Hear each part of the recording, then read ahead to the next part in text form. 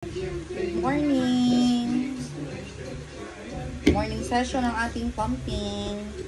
So, today is November 27, 2025.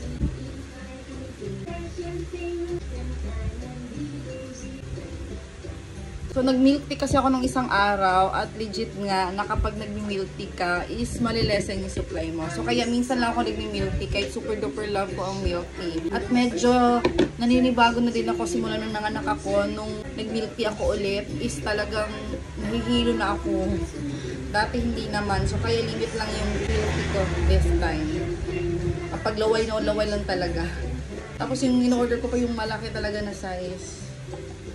So, that's when I know na kapag nag-milk tea ako, lilesen talaga siya. Pati kape. Actually, tinanong ko din yan sa OB ko. Huwag lang daw lagi. Ayan. So, for today's pump morning session, nakalagpas 10 ounce tayo.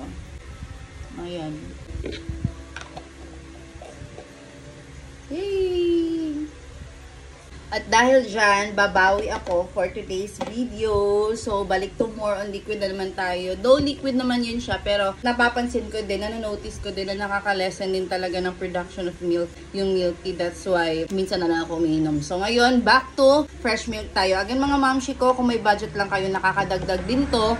But if wala, guys, you can make your own sabaw talaga. Kahit wala ng isda or karne, basta sabaw. Water lang yan, at saka asin, tapos malunggay. Ayan na, nakaka-produce na yun ng milk. At saka, if taga-province ka, maraming buko dyan sa area nyo, naku, napakaswerte mo. Paborito ko yung fresh buko. Isa din yan sa nakakapag-supply ng bongga. Pag nakainom ako niyan at masabaw na ulam ang kinain ko on a certain day, ay talagang nagpuproduce ng bongga yung milk ko.